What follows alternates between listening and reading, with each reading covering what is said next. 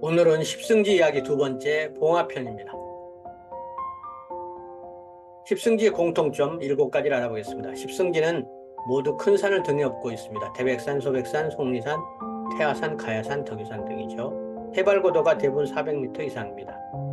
십승지의 핵심 지역은 남양을 하고 있고 물은 서남 쪽으로 대부분 빠집니다. 수자원이 풍부해서 흉년이나 가뭄이 없습니다. 동네 입구나 멀리 들어가는 도로에는 벚꽃나무가 심어져 있습니다.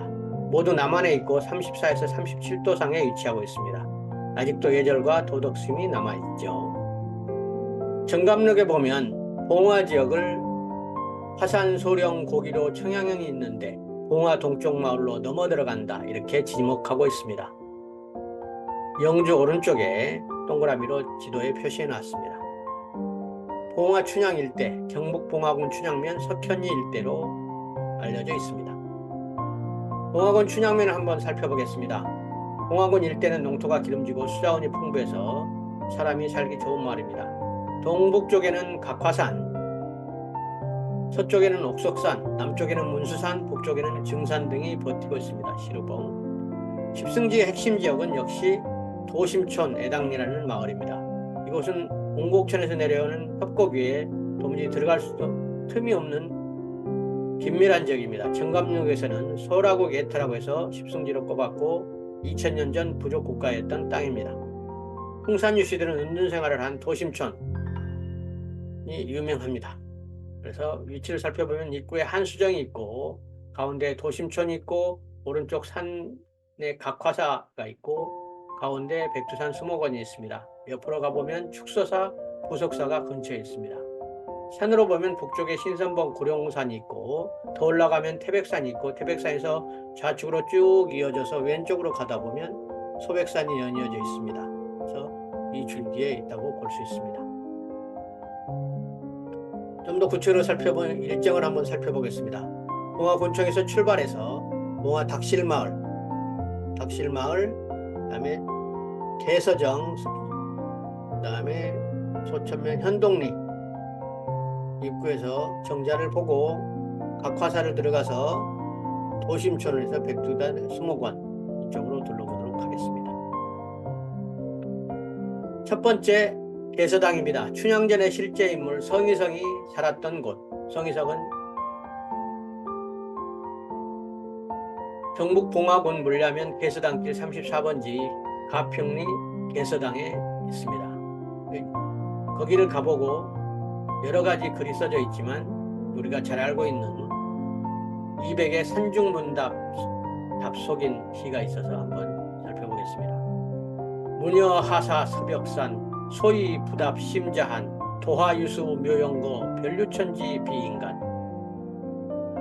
산속 사람이 속세 사람에게 질문에 답하다. 어찌하여 청산에 사느냐고 물어보니 대답 없이 웃음만 웃으니 마음은 절로 한가롭네. 복사꽃은 물에 떠서 멀리 흘러가니 별천지에 있으니 인간 세상이 아니로다. 자, 두 번째 봉화 닥실마을로 가보겠습니다. 닥실마을은 봉화군청에서 석천계곡을 따라서 쭉 올라가면 석천정사가 있고 석천정사에서 마을 산을 돌아가면 갑자기 황금 들판이 나타나는데 그것이 봉화 닥실마을입니다. 충주의 곰벌 선생이 귀양 가서 머물렀던 곳으로 청암정이 유명합니다.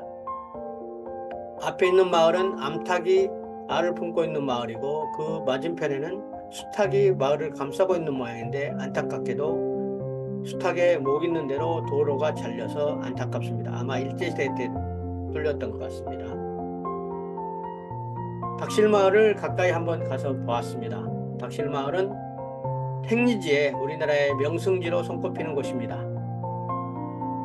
충주의 건벌 선생의 장자인 청암 권동보가 부친의 유도기를 기리기 위해 지은 석천전사가 마을 입구에 있고 석천계곡은 건벌 선생의 유적이 여러 가지가 있습니다.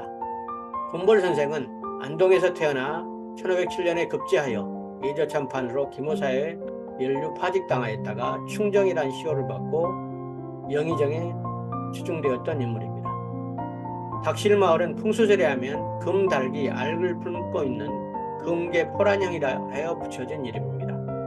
충재 선생이 은거했던 곳으로 후손들이 500년간 집성천을 이루고 있고 그와 관련된 청암정, 삼계서원 여러 가지 유물이 보관되어 있는 충재 유물관이 있습니다.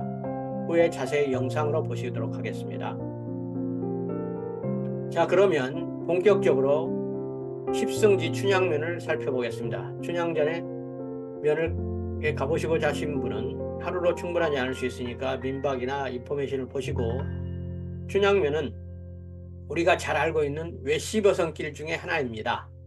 가운데 청송, 영양, 봉화, 영월에 봉화객주, 영양객주, 청송객주가 있어서 그쪽으로 연락하시면 여러분이 자세한 안내를 받을 수 있겠습니다.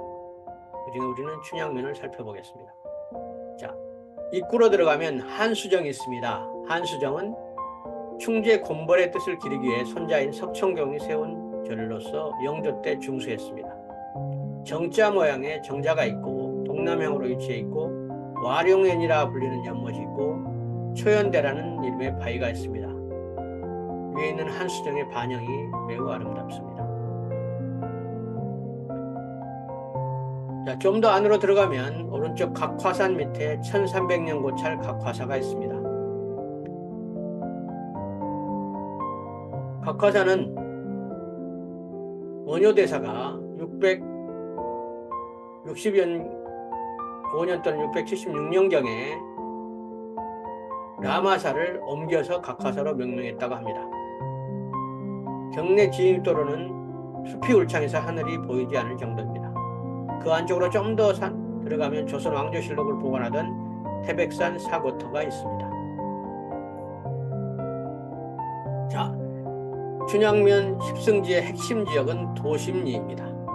도심리를 살펴보면 왜군이 부산을 시작으로 우리나라 임진왜란을 일으키자 피난을 하게 되는데 그중에 대표적인 분이 유성년 선생님의 형님인 겸암 선생입니다. 안동 화해마을에서 노모와 홍산유씨 100여 명을 데리고 이쪽으로 피난을 왔습니다. 그래서 끝나자 다시 고향으로 돌아갔습니다. 그런데 정유재란이 일어나자 종묘사직을 또다시 풍전등화되어 있고 이때 다시 이쪽에 근거했다가 다시 돌아간 두 번째 피난한 유명한 곳입니다. 자, 그 다음에 그 인근에 현동리라는 데가 있습니다. 도심천의 오른쪽에 있는데 구불구불한 물이 고고 돌아가서 앞이 보이지 않는 이런 안쪽에 현자 모양의 계곡이 있고 이것을 유성룡 선생님의 형님인 유은년 선생이 공부터입니다. 여기서 기우제를 지내면 효험이 있다고 해서 감동곡이다 이렇게 불리고 있습니다. 임진왜란 때 허무지고 애딴 감동골에 피난해서 움막을 짓고 돌로 단을 쌓아 주역을 공부하고 축지법을 연마했다고 합니다. 재단이 있는 곳은 999 일념으로 지성을 올렸던 곳이며 또 기우제를 지내기 시작한 곳이기도 합니다. 자, 그러면 좀 더 깊이 들어가서 이순신 장군의 이야기를 살펴보겠습니다. 뜬금없이 이순신과 무슨 상관이 있냐고요? 이순신이 유성룡의 도움으로 이것에 말년을 보내고 죽지 않았다는 설이 전해되어오는 유명한 곳입니다. 이순신 장군의 설은 세 가지가 전해옵니다. 첫 번째는 전력을 다해 우리가 알고 있는 것처럼 진두지휘하가 전사했다고 하는 설이고, 두 번째는 자살했다는 설입니다. 즉 대성으로 나라를 구해서 장수로서의 임무를 완수했지만 이후 정치적 역풍을 생각해 갑옷을 벗고 외적의 표적이 되는 위치로 몸을 맡겨 자살을 택했다는 설입니다. 당시 조정호 상황으로 봐서는 수긍할 수 있는 부분이 있지만 휘하의 장수를 옆에서 통제사가 갑옷을 입지 않고 있었다는 것은 상식적으로 이해가 하지 않는 면이 많았죠. 세 번째는 은둔설입니다. 승전을 확인한 장군은 전사자로 발표하고 실제로는 야암을 틈타 은둔길에 접어들었다고 하는데 이 사실을 장남 휘하, 조카, 몸종, 김 이렇게 세 사람이 알고 있다는 점과 장군의 장례식 과정에서 생긴 많은 의문점이 드러난다는 설입니다. 여기에 무슨 말 못할 사연이 있다는 가능성이 있다는 주장도 나오기도 합니다. 특히 일부에서는 은둔설의 가능성이 강하게 제기되었습니다. 그런데 이순신 장군이 은둔하에 살았다는 유일한 마을이 있습니다. 바로 춘향면 도심촌입니다. 이 마을에 그 내용이 부전되고 있습니다. 도심촌에는 가복골이라는 지명이 있는데 이순신 장군이 들어와 살았기 때문이라고 합니다. 이순신 장군이 승전하고 조정에 가면 간신배물이야 선조의 미움을 받아서 살지 못함을 짐작하고 유성룡의 각본에 의해 도심천에서 15년간 살다가 사망했다고 하는데 1614년 이장했다는 해와 일치합니다. 우연히도 석현리 일대는 수령이 오래된 사과나무가 많이 있습니다. 그 위로 올라가면 각화산 아래 각화사가 자리 잡고 있으면 태백산 사고지가 각화산 뒤에 있습니다. 자, 우리는 여기서 외시버선길의 대표적인 어원을 살펴보기 위해서 조지훈의 승무를 보겠습니다. 외시버선길은 어디서 나왔냐? 조지훈 선생님의 시인의 승무에서 나왔습니다. 승무를 한번 살펴보시겠습니다. 채찌피트로 제가 그려보았습니다. 난리로 얇은 사 하얀 곳갈은 고이 접어서 나빌래라. 하르라니 깎은 머리 박사 곳갈에 감추오고 두 볼에 흐르는 빛 정작으로 고와서 서러워라.